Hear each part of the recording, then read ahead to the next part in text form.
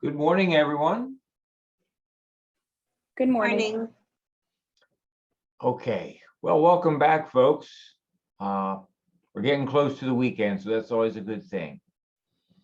Hope you're doing well, and congratulations on getting past your first lecture exam of the semester. I was very sincere when I said that a class average of 71% on your first lecture exam of the semester is actually a very good start. So collectively as a group, congratulations, that was a very fine start.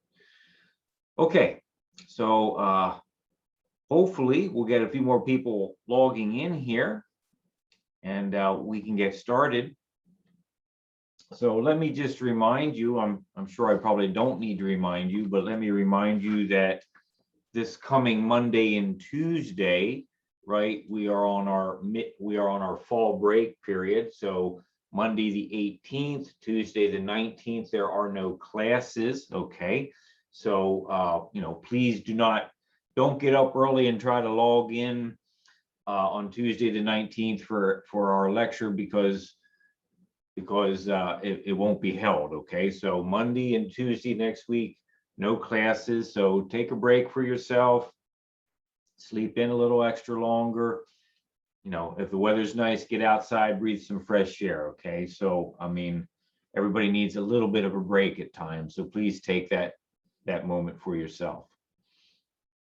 Okay, we are going to do our best to wrap up some major content of chapter 5 today. And when we get started again next week in lecture, which will be Thursday of next week, we'll be getting started with chapter 6. Do you have any questions right now in regards to our schedule or the midterm break, anything like that?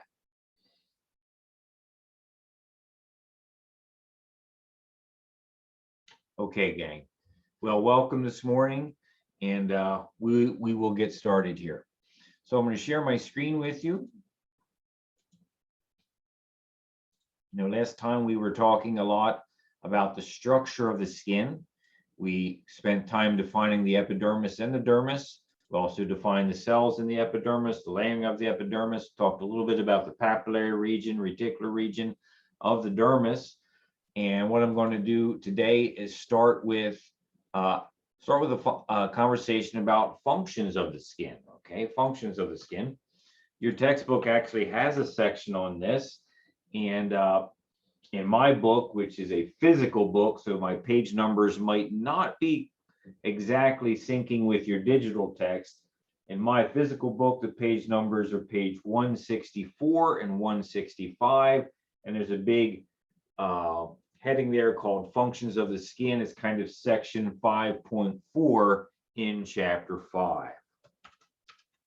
All right, so I don't think, particularly if you've had a cursory read over this chapter, I don't think there's too many things here that will surprise you. One of the major functions of your skin is thermoregulation. That's a fancy word which basically means the skin plays a major role in regulating your body temperature. Okay. So thermoregulation is defined as the homeostatic regulation of body temperature.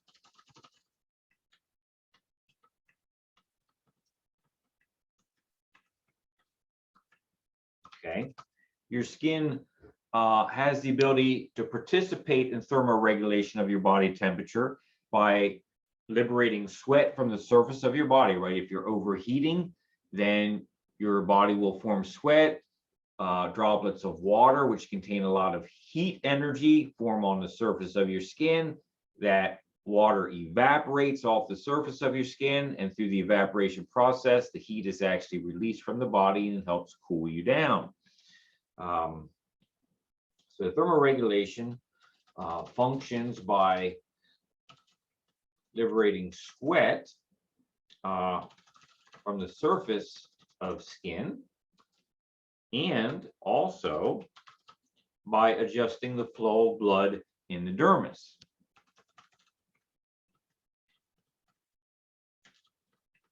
Okay. Remember last time with our conversation about the anatomy of the skin, the anatomy of the dermis.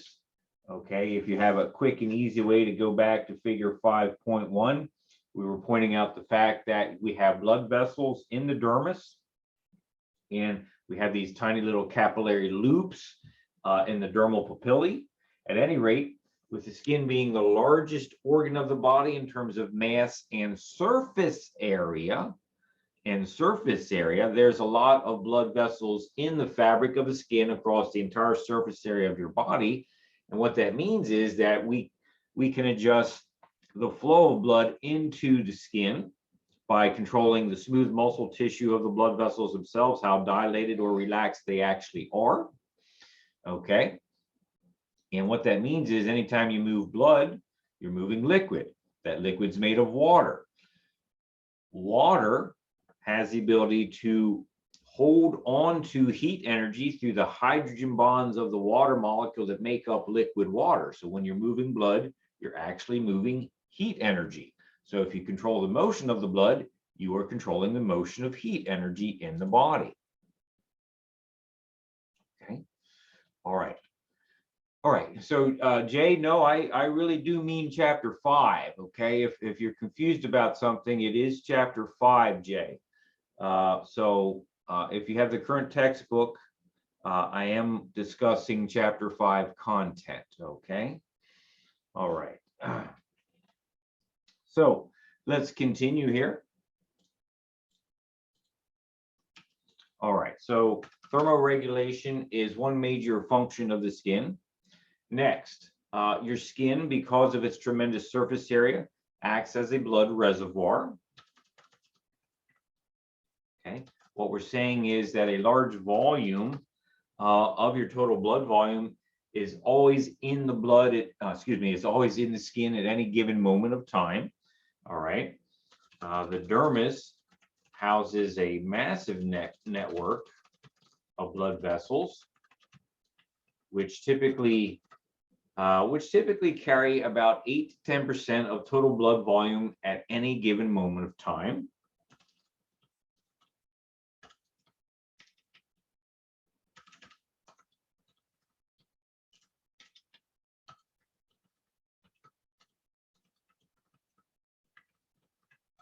Okay. All right. All right. So the skin is involved in regulating your body temperature. Skin is involved in being a blood reservoir. It provides a surface area to store a large volume of blood. Number 3. Okay, number 3, protection. Protection is a multifaceted topic that we need to talk about here. There's many aspects to protection that skin is involved with. Okay, so let's talk about several of these things. All right. So you know from our previous conversation that the epidermis is made of row after row after row of keratinocytes, and keratinocytes got their name because they're chock full of a special protein called keratin. So one thing we can say is that the keratin protein provides some measure of protection against microorganisms that want to invade the body. Keratin protein provides protection against physical abrasion. It provides some limited protection or resistance against heat sources, and it provides a little bit of protection from chemicals that might glom onto the surface of the body and might want to penetrate into the body. Keratin helps act as a physical barrier to prevent that. Keratin protein inside keratinocytes provide limited protection against microorganisms, abrasion, heat, and chemicals. Okay, now it's not a perfect barrier, right? We know that microbes can get into our body and cause us harm. We know we can't put our hand into an open frying pan. That's way too much heat. But what we're saying is keratin does provide some limited protection against these things. Okay. There are special lipids called lamellar granules that are actually manufactured and released from some of the skin cells in the skin.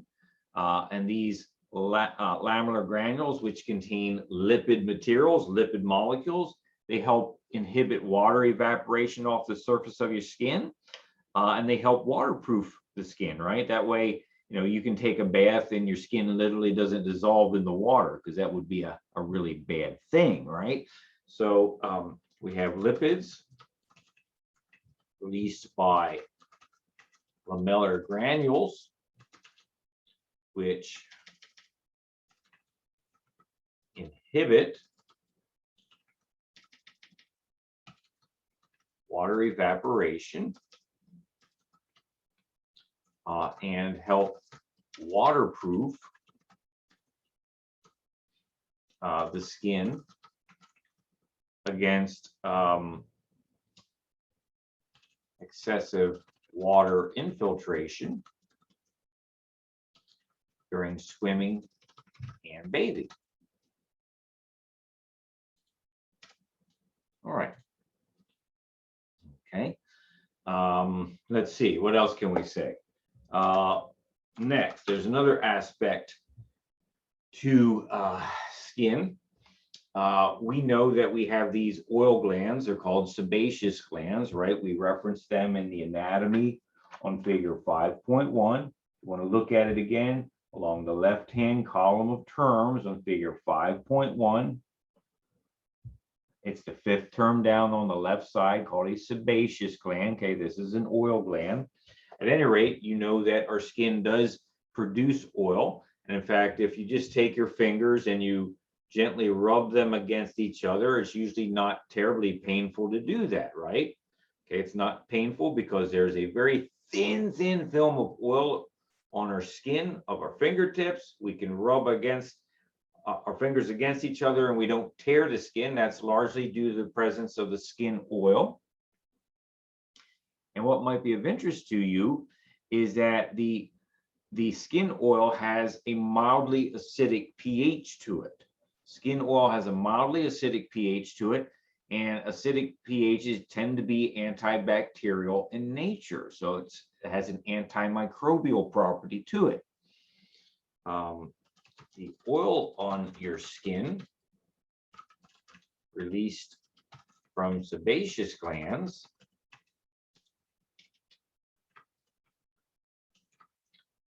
has an acidic pH, which is antibacterial in nature. Okay, so what I'm saying is your skin oil tends to protect you against bacterial pathogens that might want to cause us harm. Now, of course, that is also not 100% effective. Okay, there are some species of bacteria that are very problematic for the surface of the skin. Exceptions do exist.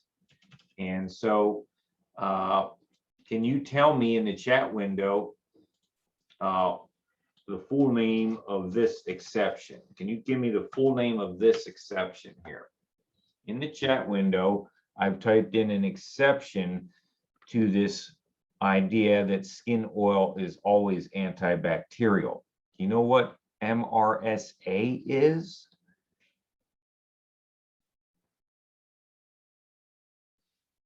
So you've heard of MRSA, haven't you? You've heard of MRSA. Do you know what MRSA actually stands for?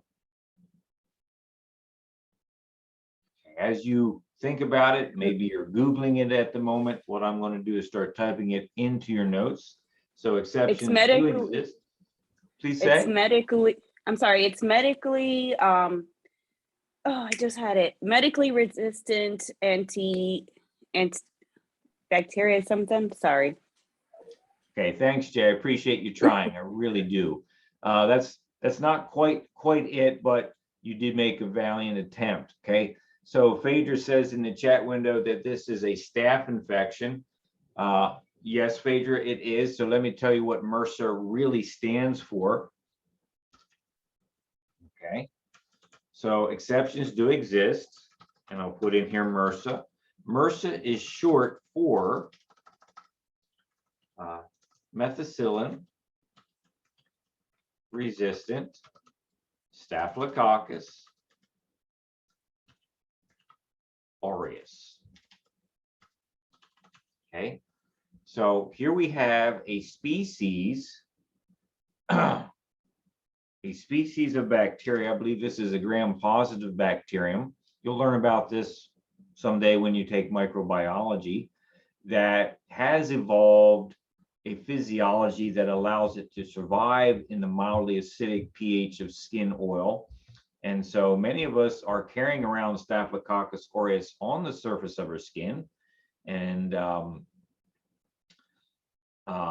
just because you're carrying Staphylococcus aureus does not mean you have the methicillin-resistant subtype of Staphylococcus aureus. If you have the methicillin-resistant subtype of Staphylococcus aureus, then that does put you at risk, because that microorganism does tend to evade our body's defenses and cause problems for us, right? You know this if you work in a medical community, hospital, nursing home, senior center of some kind. Often we have problems with MRSA infections. Okay.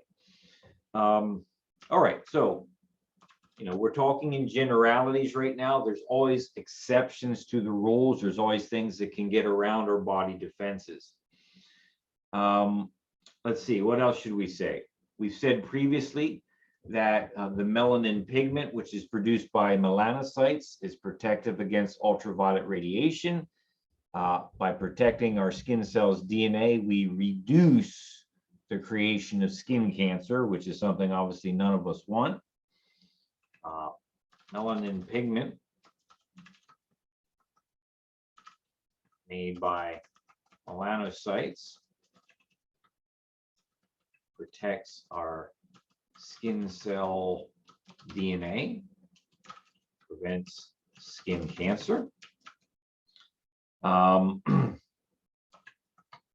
We mentioned to you the dendritic cells previously. That was a cell that came out in our conversation of figure 5.2. Dendritic cells are also known as Langerhans cells or epidermal Langerhans cells, right? These are defense cells of the body that help wake up and alert your immune system that there's an invader that's trying to get in. So certainly, if you were unfortunate enough to have methicillin-resistant Staphylococcus aureus on the surface of your skin and it was trying to break through your skin barrier to cause an infection, presumably the dendritic cells of your skin would alert the immune system that there's a problem, and it would send defense cells to the blood vessels in the dermis, which would then leave the blood vessels of the dermis and go to the problem site and try their very best to attack the MRSA and handle it. Obviously, many times that is not entirely successful, and so we need antibiotics and other things to help treat those infections. Okay, so dendritic cells,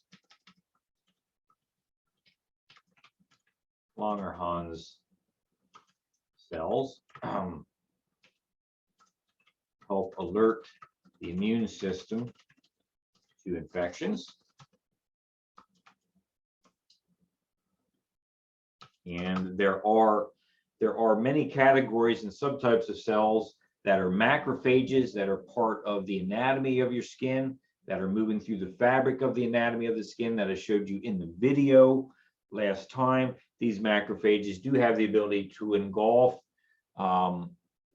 bacteria and viruses through the process of phagocytosis, which you learned about in chapter 3 and you were tested on. And this, again, continues to help protect the body. Macrophages in the skin defend against microbes through phagocytosis. All right. So, again, what we're trying to do is give you a picture, a visualization in your mind, an imagery that your skin is not just this dumb kind of inert layering that happens to cover the surface of the body.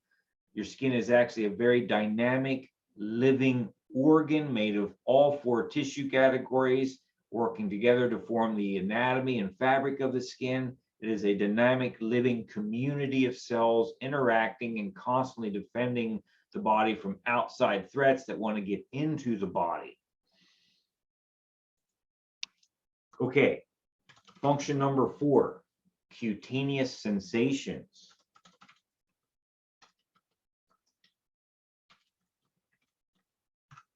All right, So we have a variety of nerve endings in our skin, of which we're going to talk in greater detail about when we get to the nervous system content at the end of our semester. So I didn't go into too much detail in this chapter because we have enough other content to deal with. But, you know, we did mention on figure 5.1, for example, we mentioned the tactile corpuscles. Okay. There's also in figure 5.1, there's something there known as a sensory nerve that's highlighted along the left side. On figure 5.1 on the right side, in one of the dermal papillae, there's something called it as a free nerve ending, Okay, there's many subtypes of free nerve endings that provide a variety of sensations to us. So let's document some of these things. Sensations that arise in the skin include touch, right? We can tell when somebody is touching our body. You can tell when a dog has come up to your lower leg and is sniffing your leg. You can feel his or her nose touching your skin, right? So touch. We have free nerve endings that are specialized to detect pressure. We have nerve endings to detect vibration. We have nerve endings to detect tickle. Okay. We have nerve endings which detect itching. Okay. There are nerve endings in your skin that when certain molecules floating in the air around you actually bind and attach to those nerve endings, you get an itching sensation. Okay. Itching is not just some kind of random, spontaneous, odd sensation produced by effectively nothing happening, right? Itching is always caused by some kind of molecule binding to a nerve ending, which activates that nerve ending and sends electrical signals up to your brain, and you get an itchy sensation on your skin, okay? We also have nerve endings that are specialized for detecting warmth. And we also have nerve endings that are specialized for detecting coolness. Okay, so all of this is part of the rich fabric of anatomy, which allows us to experience the world that we are accustomed to. It is also the case that there are special receptors that are known as mechanoreceptors. And when these mechanoreceptors, okay, so let me say it again. Mechano, which is short for mechanical receptor, mechanoreceptors.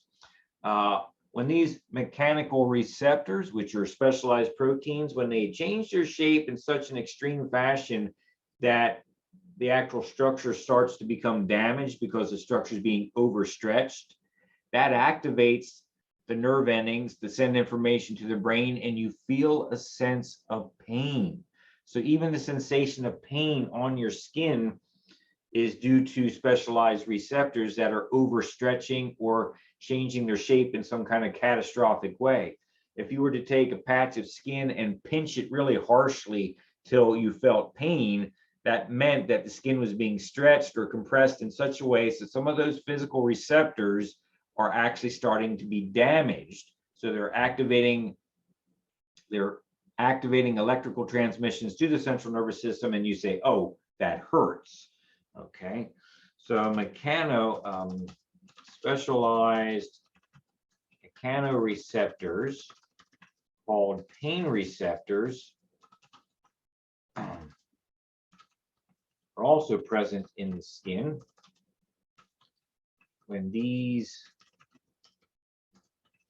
receptors experience excessive shape changing, when these receptors experience excessive shape changes associated with overstretching of the skin, you perceive a sensation of pain. Okay. All right, folks. So cutaneous sensations is a big deal for us. Okay. Number 5, fifth function of skin, excretion and absorption. Excretion and absorption. Okay, so in terms of excretion, well, obviously we all know about sweat. We just talked about that like 15 minutes ago. Okay, so in terms of excretion, sweat removes heat and water from our body. And in that water, you're going to have small amounts of dissolved solutes, which are also released from the body in the sweat. Let me ask you in the chat window.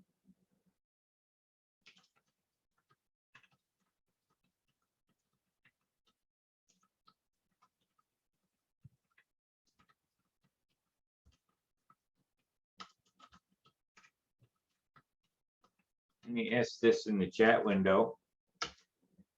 Have you ever had a drop of sweat during exercise fall into your mouth? How did it taste? How did it taste? Okay. So yeah, absolutely, right? Generally speaking, our sweat is salty, right? So that tells you that there is sodium chloride in the perspiration on the surface of your skin. Okay. So in terms of excretion, sweat removes water and trapped heat energy from the body. Additionally, sweat contains salts. So there's a little bit of salt in the sweat that's being released from your body. Also, if you do a chemical analysis of the sweat, you will also find a little bit of carbon dioxide, right? Everybody knows that we exhale carbon dioxide from our lungs, right? Every time we exhale, we breathe out, we're breathing out carbon dioxide. That's something you'll talk about extensively in AMP2. But it might also be of interest for you to know that a little bit of carbon dioxide is discharged from your body in your sweat. So sweat releases salt, it releases a tiny bit of carbon dioxide. It also releases a little bit of ammonia and urea. Okay, so that gives you a little bit of an idea about the chemical composition of sweat. Okay, in terms of absorption, your skin does absorb certain materials, right? If it did not absorb certain materials, then there'd be no market for all those skin creams in the over-the-counter section of the supermarket, right? So absorption, the skin tends to be very good at absorbing certain lipid-soluble materials.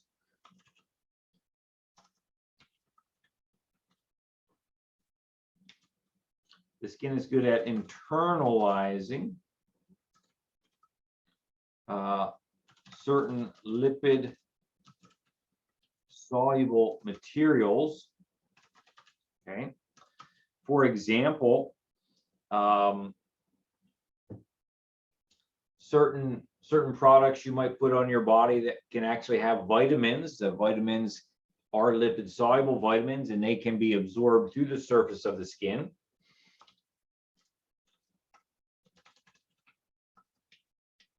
For example, creams with lipid-soluble vitamins. Lipid-soluble vitamins would include vitamins A, vitamin D, vitamin E, vitamin K.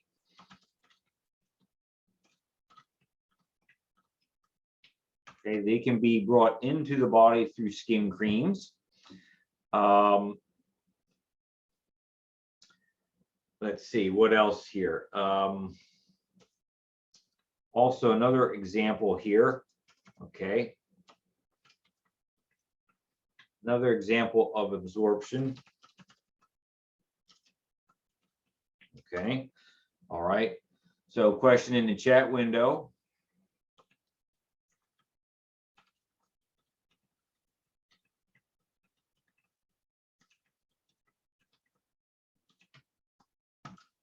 Okay, are you aware of testosterone patches used by some men? Okay, so there are times when the male body, particularly when it gets older, might suffer from a reduced testosterone level. That actually correlates with poor health in men. So sometimes a guy might go to the doctor and say, I haven't been feeling well. blah, blah, blah. They do some blood tests. They figure out that the testosterone level is lower than it should be. So the doctor might prescribe, a testosterone cream or a testosterone patch. And as you know, testosterone is a steroid, and steroids are lipids. So testosterone that's on the patch that you slap on the surface of your skin will be steadily absorbed through the skin and into the bloodstream of the body. Okay.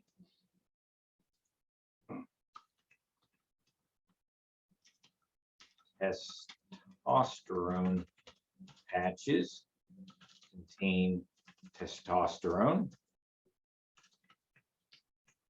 is a lipid, and can be absorbed through the body. Okay. So notice Jay's comment in the chat window. She says there are hormone creams for women going through menopause. Yes, you're absolutely right, Jay. Most of the major sex hormones that we think about, testosterone, estrogen, progesterone, right? These are based off lipid chemistry. They are lipid molecules, and so they do readily absorb through the skin. Okay, so point of caution, particularly for the ladies in the audience, right? If you are living with a male that is taking that is being treated for low testosterone and is using testosterone patches, please be very cautious not to touch those patches, because that testosterone will go into your body and alter your hormonal balance, if you get too much of it. So it's something to be aware of. Generally speaking, each specific gender, male and female, wants to avoid patches that have male levels of testosterone or female levels of estrogen, okay, because it will alter your body's physiology. Okay, so excretion and absorption, your skin is involved with that. One more thing here that I'll mention, function number 6 would be vitamin D synthesis. Okay. Now, I'm not going to go into the intimate detail of vitamin synthesis with you right now. Actually, I am going to cover that in chapter 6. So we're heading there. Okay.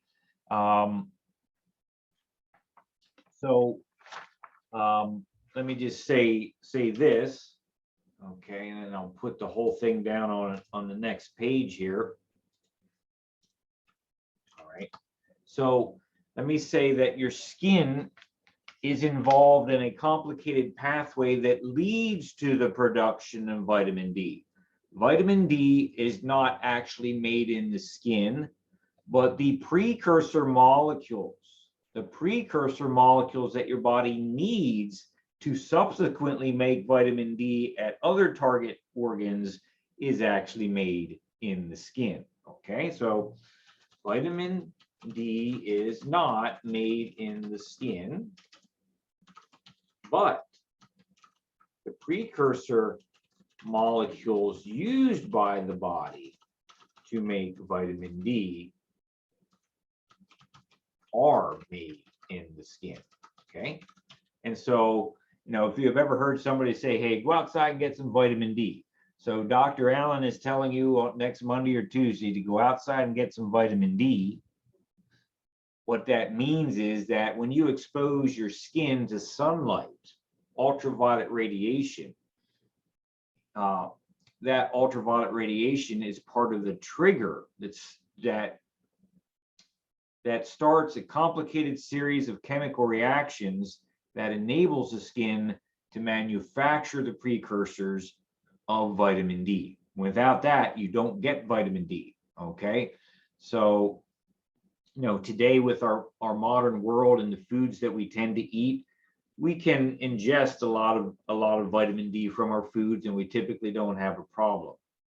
Okay, that wasn't always the case. If you think about the evolution of life on our planet and our ancestors, say living 500 years ago, they might not have had access to lots of food with vitamin D in it. But what did they do? They spent a lot of time outside, hunting, foraging for food, just trying to survive. So they got the majority of their vitamin D through skin exposure with the sun.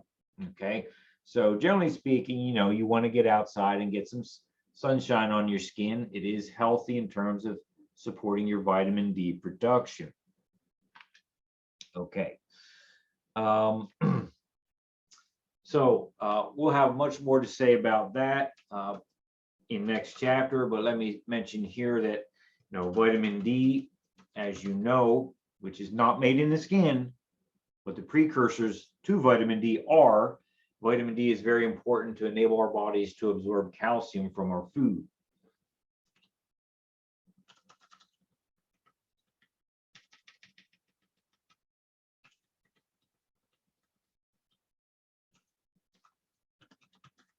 Okay, and we'll have more to say about that at a later time, okay? Without vitamin D, without adequate supplies of vitamin D, you cannot absorb calcium. And folks, if you cannot absorb calcium, your body doesn't function well at all. If you have a calcium deficit, you are not going to be a healthy person, because calcium is absolutely important to many important physiological processes, which you're only beginning to be exposed to in A&P, and you will be exposed to much more in A&P2. But calcium is important for skeletal muscle contraction. We're going to talk about that in this semester. Calcium is important for neurotransmitter release in the nervous system.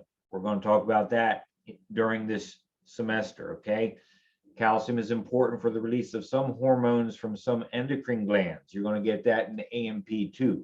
So long story short, without calcium, the body doesn't work properly. To get the calcium, we need vitamin D. How do we get vitamin D? Well, one important way is to be outside in the sunlight and allow some sunshine to bathe our skin. Okay, folks. Do you have any thoughts or questions right now in terms of these functions of skin that we've presented to you in your notes? Nope. Okay. So again, the skin is not simply a dumb coating to the surface of your body. It is a living, dynamic organ made of all four tissue categories interacting in complicated ways to provide health to your body. There's a lot of things that we just take for granted that's actually happening in the anatomy of your skin. In many ways, the health of your body starts outside at the skin and works inside, okay?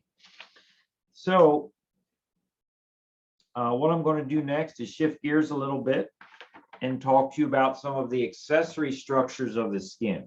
Okay, these are things that some of them of which are embedded in the fabric of the skin, but it's appropriate that we talk about them in their own right, in their own importance. Okay, so let me mention a few things here. Let's talk about hair. Okay, so I'm going to make this its own heading.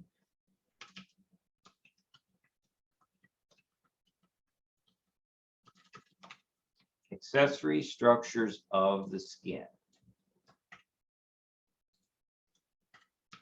Okay, so when we say accessory structures, here's what I'm actually referring to. I'll give you the punchline and then we'll have to break it down. We're talking about your hair. We're talking about your glands, like oil and sweat glands, and we're talking about nails. Okay, so first let's tackle the hair. Okay, so hair actually does have a nice picture in your textbook, figure 5.4, figure 5.4.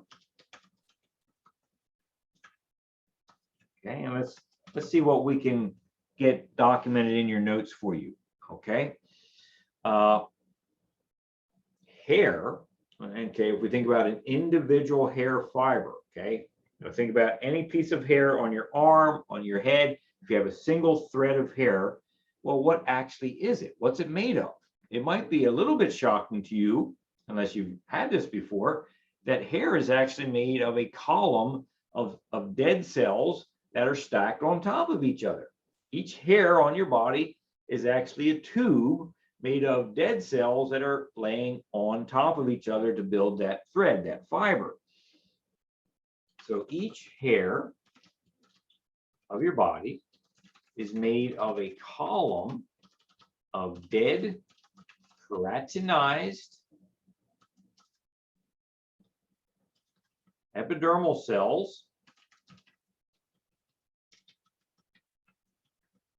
Okay, so there's the relationship between hair and the epidermis, because the cells that make up the fiber, the thread of the hair, are keratinized epidermal cells.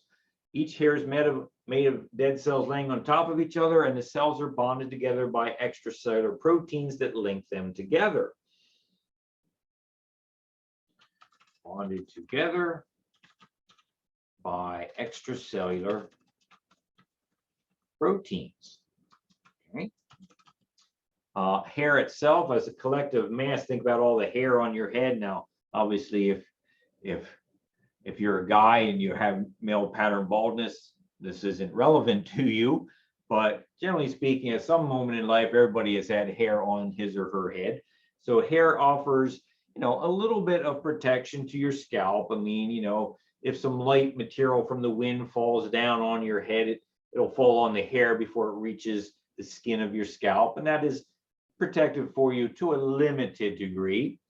Okay, so hair offers limited protection to structures.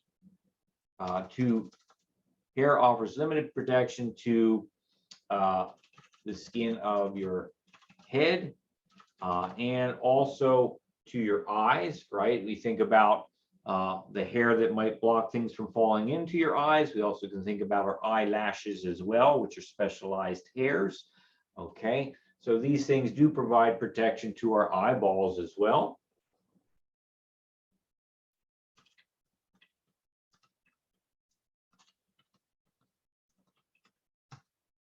Okay, let's talk a little bit about the structure of a hair fiber. Okay, this won't be an exhaustive conversation, but we can point out some features of the anatomy of hair that you might want to be aware of. Okay, first we have the hair shaft. Okay, now take a look. If you have the luxury of seeing figure 5.4 in front of you, and I sincerely hope you do, I hope you have it open in front of you. Take a look at figure 5.4, and you can see the hair shaft. You can see hair shaft in picture A, and you can see a really beautiful version of the hair shaft in picture B at the top center of the page, right? The hair shaft is the portion of the hair that is actually outside the skin. It projects above the surface of the skin. Okay, so this is what we're going to be interested in when we wash our hair with shampoo and things, right? We want to wipe off any gook and debris that might be sticking to our hair shafts. This is the portion of each hair that projects above the skin surface. Okay. Some other things that you might be interested in is the hair root. Okay, if you look at picture C there, that's the frontal section of the hair root. Okay, the hair root is that portion of the hair that penetrates into the dermis, and even sometimes it goes even lower and can get down into the subcutaneous layer, which we know is not technically part of skin, but when we're talking about an anatomical description of what we find with the skin, it's epidermis, dermis, and then, well, what's under the dermis? Hypodermis. Okay, so the hair root, this portion of each hair penetrates into the dermis. Okay. All right, take a look at the hair follicle. Okay, the hair follicle. All right, so let's see here. What's the best visualization of hair follicle? Probably picture D there, right? Picture D. So in picture D, in the upper right corner, you see hair root. hair root. Okay, so let me just ask you, a couple questions to be sure you're looking at the right thing in the picture figure 5.4D.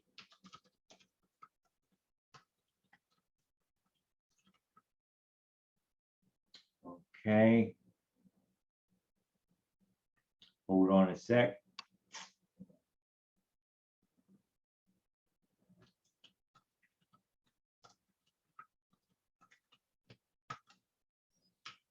In figure 5.4D, what color is the cortex of the hair root? What color is the cortex of the hair root? Okay, thanks, folks. It is a reddish pink color, right? I just want to be sure that you're actually seeing this, you're putting eyes on it, you can see what I'm talking about. So absolutely, okay? So if you expand your eyes out from that reddish pink ring of picture D there, if we come out a few layers, we then see the hair follicle, right? And you can see the hair follicle that's made of the internal root sheath and the external root sheath. So long story short, the hair follicle is the structure that envelops or wraps around the hair root.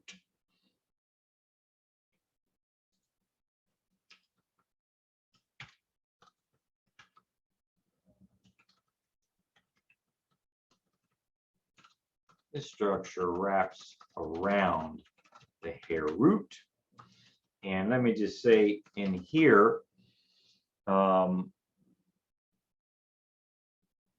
hair follicle, the anatomy of the hair follicle contains cells that are alive, and some of the cells in the hair follicle actually help produce new cells that will die and stack on to the growing hair fiber, which is how your hair actually grows. It gets longer. Okay, so cells in the anatomy of the hair follicle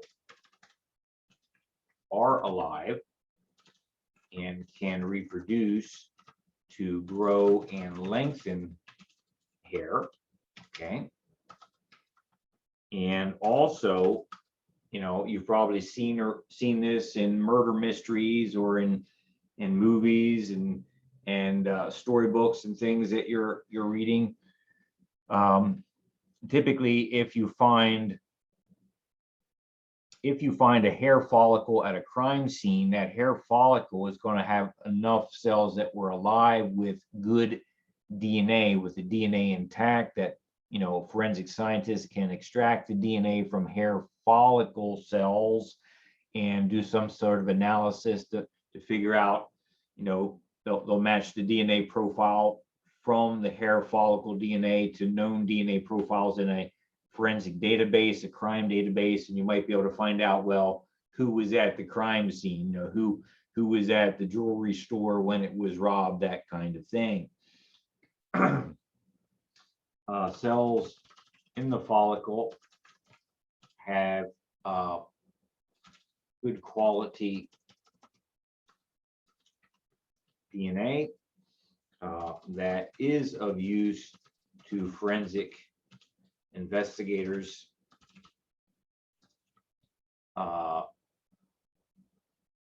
researching crimes. Okay.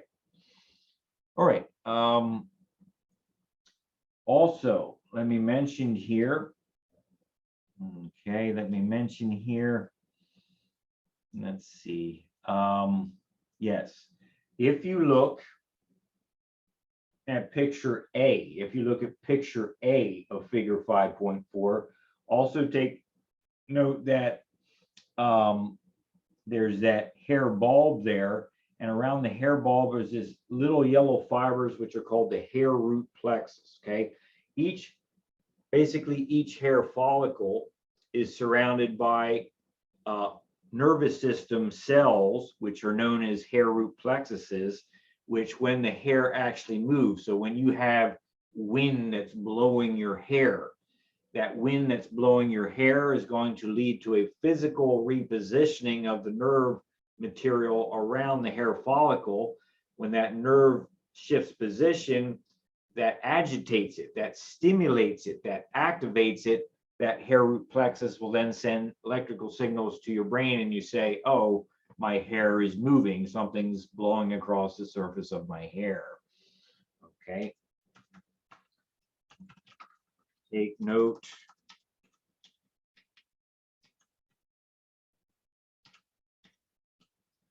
Take note of the hair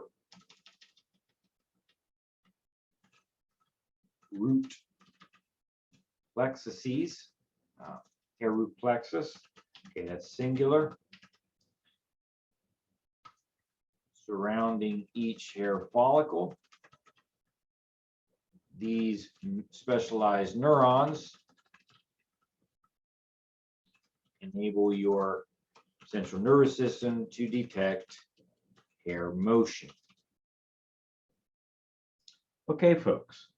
So just a little bit about hair anatomy, what hair anatomy looks like in figure 5.4. Do you have any questions you'd like to ask?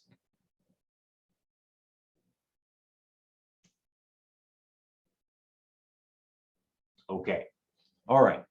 So now we know a little bit about hair. Let's talk a little bit about glands, the glands we find in our skin. Okay, there's basically going to be two varieties. There are going to be sebaceous glands, which are oil glands, and the sweat glands, which have a fancier term to describe them. They're known as sudoriferous. To me, when I hear the word sudoriferous, I think sudoriferous, I think odor. So odor is appropriate with sweat, right? People that sweat tend to be smelly. They can tend to be stinky, okay? So sudoriferous glands, these are the sweat glands. All right, so let's talk about sebaceous glands first.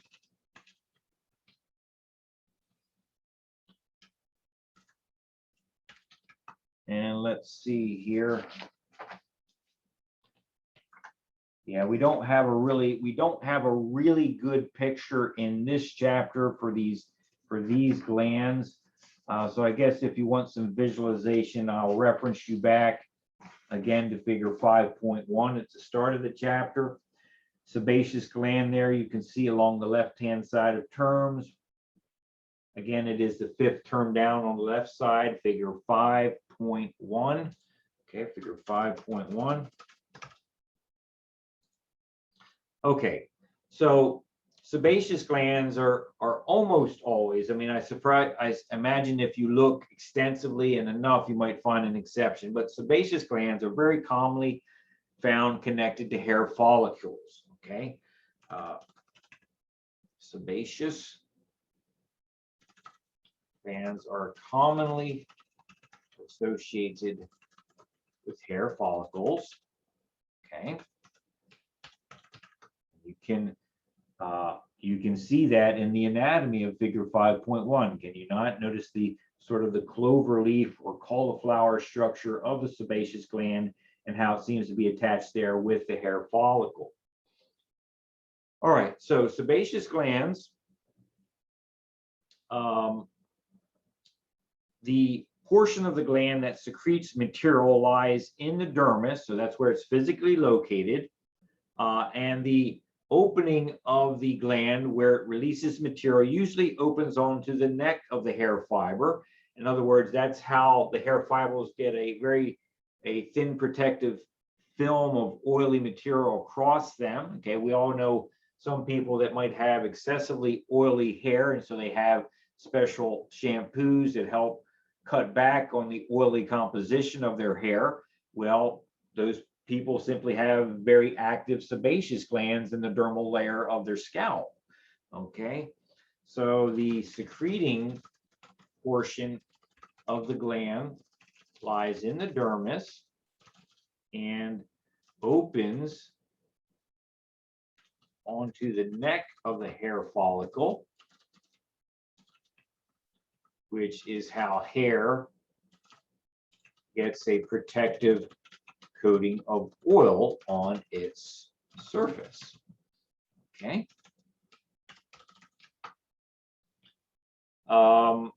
The material that is actually released by the sebaceous glands is given a special name. It's called sebum.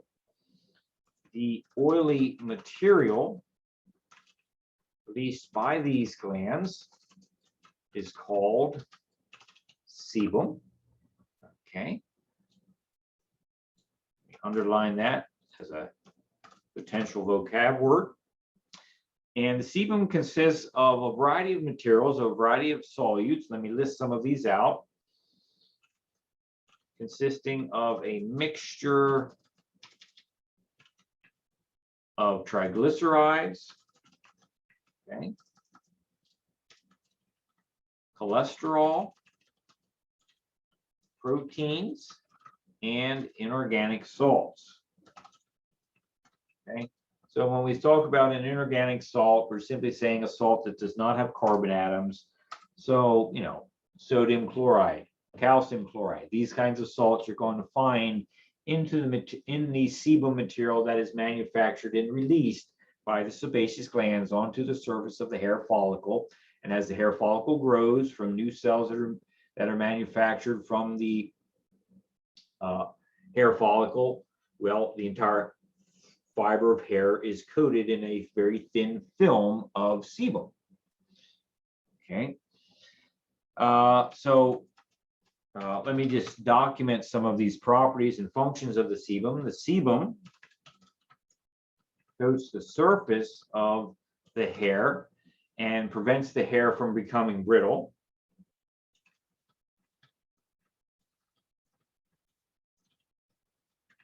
Okay, we all know people that maybe have very fine hair that is kind of brittle, and often in those folks, their hair is simply not getting coated enough with sebum, so they have underactive sebaceous glands in the dermal layer of their scalp.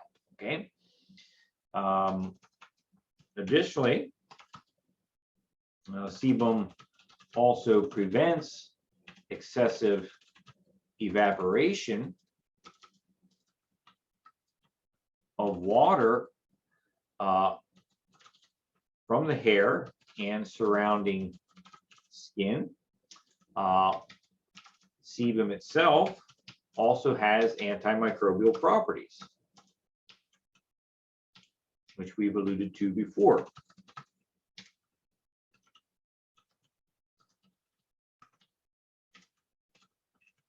Okay. Of course, there are examples of microbes that can thrive in the sebum, in the skin oil. Let me ask you a question in the chat window.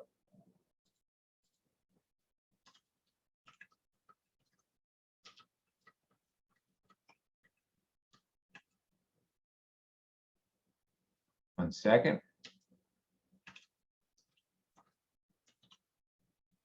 I can't spell worth a darn today, but I'll put it forward anyway. Have you ever had a case of athlete's foot? Have you ever had a case of athlete's foot? Okay. All right. So here's your homework assignment. Over midterm break there, Monday and Tuesday, I want you to go get a case of athlete's foot and experience it. Okay. So athlete's foot, of course, is a fungal infection. It is a fungal infection of your skin. And, I'm being silly about this, but it obviously is a problem for some folks. Fungi happen to be a different category of microorganism, different from bacteria, because fungi are eukaryotic cells and bacteria are prokaryotic cells. Fungi happen to be a type of cell that can actually thrive in the acidic environment of the sebum oily material, and they actually can cause problems that way. So some fungi actually like the composition of sebum. Okay. All right. All right. So that's just a little bit about sebaceous glands. Let's continue here. Yeah, Amy. Amy's asking about lice. Amy, lice are actually helminths. They're tiny little parasitic worms. Okay, so they're not fungi. They're not bacteria. They're something else. And they actually can use some of the sebum. Lice can actually eat some of the sebum material as a food source. It's kind of gross, right? But yeah, that's a different beast. Thank you. Okay. Okay. Thanks for the question. Good question. Let's talk about the sweat glands, sudoriferous glands. Okay. All right. Sudoriferous glands. Let's see. You can see sudoriferous glands come in two varieties. They are the eccrine and apocrine glands that you see in figure 5.1 there. Okay. And so we'll say this. Sudoriferous glands release perspiration into the hair follicle or onto the surface of the skin through pores that are open on the surface of your skin. These glands release perspiration onto the hair follicle, into the hair follicle. What I'm saying is around the anatomy of the hair follicle, okay, or onto the surface of the skin through pores.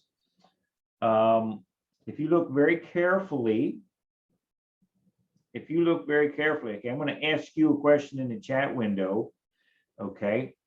So in figure 5.1,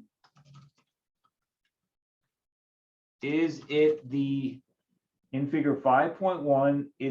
eccrine? Is it the eccrine or apocrine sweat gland that is opening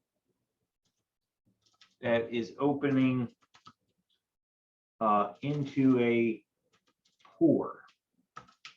Okay, sorry, I spelled that wrong. Is it the eccrine or apocrine sweat gland that is opening into a skin pore there? Take a look at those two glands and trace their motion, trace their anatomy towards the surface of the skin.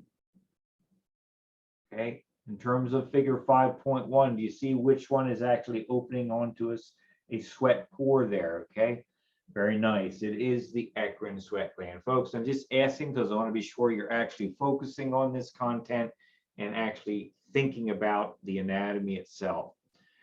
Okay, so these glands release perspiration into hair follicles or onto the surface of the skin through pores, right? Through the sweat pore that you just saw in figure 5.1.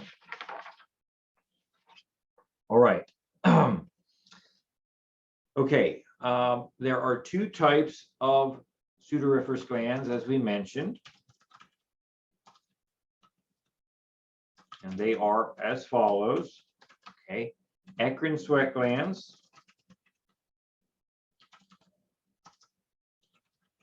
Eccrine sweat glands. Eccrine sweat glands are located throughout most of your skin anatomy, throughout most of the surface of your body. Okay, these are the typical normal sweat glands we think about when we think about exercising and sweating, right? If we're working hard, doing physical labor, we're digging a hole to plant a new tree, or we're running, jogging, playing baseball, whatever it might be. These are the kinds of sweat glands that you're thinking about, that they're commonly distributed throughout the surface of your skin around your body. Okay, these are the sweat glands most commonly thought of when you perspire during physical exercise. Okay.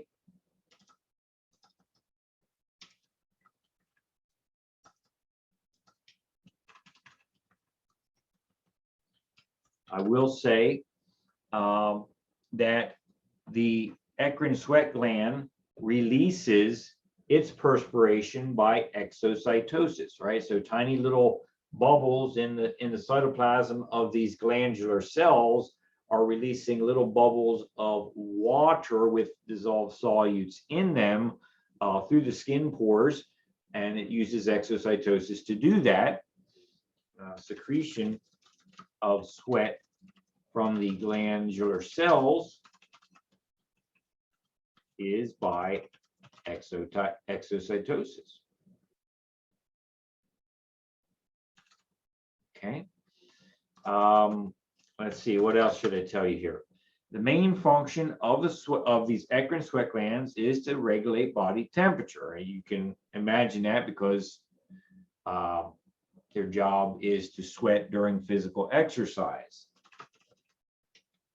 Primary job of these glands is to regulate body temperature. Okay. All right, folks. So this is the most common sweat gland we think about. There is, however, another category of sweat gland, which is the apocrine sweat gland. And let me ask you something in the chat window.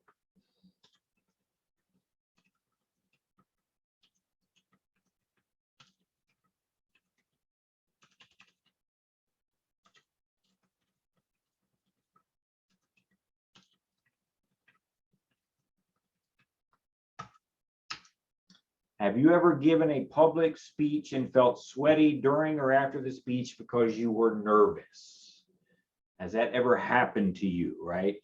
You know, I mean, I've done that in my life, right? I've given some public speeches and I was like, whoo, boy, I'm getting pretty sweaty here, right? I'm getting uncomfortable, okay? Folks, apocrine sweat glands, they tend to operate during moments of emotional intensity. So emotional intensity would be when you're nervous, whether it's giving a public speech or anything, any other event that makes you nervous. That's when the apocrine sweat glands are going to be involved.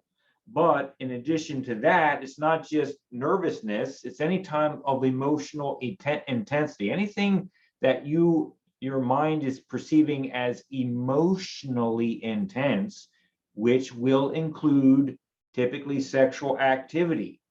If you're being sexually active in the moment, this is an intense experience for two people to share together. It's very intimate. You can get sweating from the apocrine sweat glands during sexual activity, okay? So let's write some of this stuff down here. Apocrine sweat glands. Apocrine sweat glands are not found throughout all sections of your skin. They are typically found in the following areas. Apocrine sweat glands are most commonly positioned in the armpits, groin, the areola of the breast, and in men, in the area where we grow a beard. Don't know why Mother Nature chose to put them there in men, but nonetheless, it is true. Okay. For the most part, and I take this next section with a little bit of a grain of salt, but it does come from your textbook. Generally, the thinking on these glands is that the primary function of the apocrine sweat glands is not so much for thermoregulation of the body, not so much to adjust your body temperature, but to help release, some sort of emotional stress, that they're involved in sweating to release emotional stress. Okay, apocrine sweat glands function during times of emotional stress. So, moments where you are nervous or engaged in intense activities like sexual behavior. Okay. And so it seems to be a way for your body, for your mind to release some kind of energy to help manage the experience that you are having at a psychological and emotional level. Okay. Okay. Let's see here.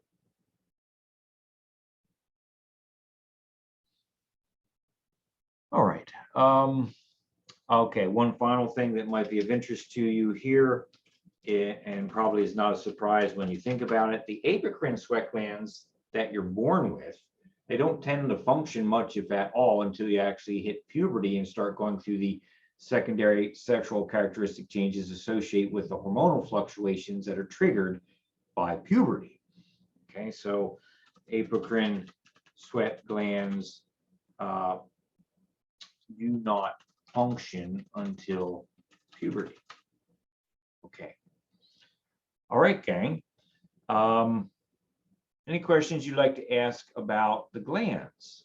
Sebaceous glands, sudoriferous glands. There is one final category of gland that I am going to put in your notes, and this is the glands that produce your earwax. Okay. We do not have any photographs here in this chapter, but I thought to complete your notes, I better put this in here. Okay. So the glands that produce the earwax are called cerominous glands.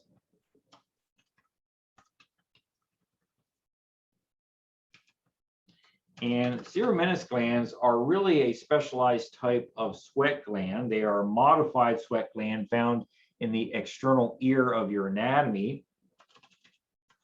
These glands are modified sweat glands found in the external ear,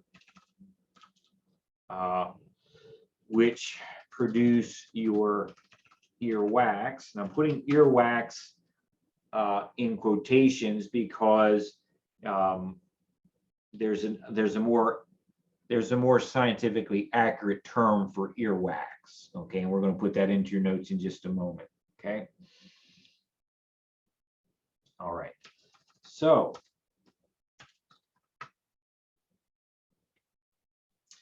the cerominous glands, the portion of the gland that actually secretes material, actually lies in the hypodermis, so the layer of tissue underneath the dermis. That's where it's found. Okay, the secreting portion of these glands lies below the dermis in the hypodermis. Okay. So in the ear, you're going to have a multitude of glands that are part of the anatomy of the ear skin, if you will. You're going to have the cerominous glands, and you're also going to have traditional sebaceous glands. When you mix the secretions of those two glands together, when those two glands secrete their material and that material mixes together, you then form what we think of as earwax, in which you might occasionally clean out from your ear very gently with a Q-tip, but more appropriately with, a syringe where you flush water into the ear. Okay. So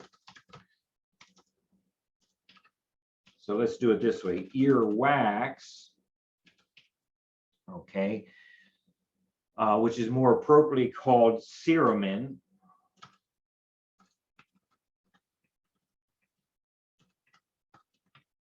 Earwax, more appropriately called cerumen,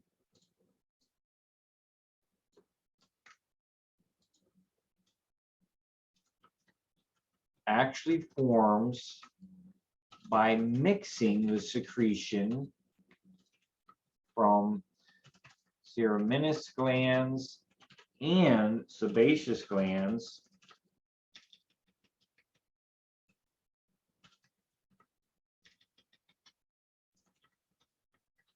embedded in the ear skin anatomy. Okay. So the function of the cerumen, or earwax as we just more commonly talk about it, is to provide a sort of sticky barrier to prevent insects, other small pieces of material that might float into the ear from air and wind currents brushing up against the side of your head, is to prevent that from entering deeper portions of your ear anatomy, deeper portions of your body, right? Because you all know that the innermost ear is connected to your throat by the eustachian tubes, right? So we don't want material accessing the inside of our body through our ears. So earwax helps prevent that. Earwax provides a sticky barrier to prevent insects and foreign materials from entering the body through the ear. Okay. All right. So question in the chat window.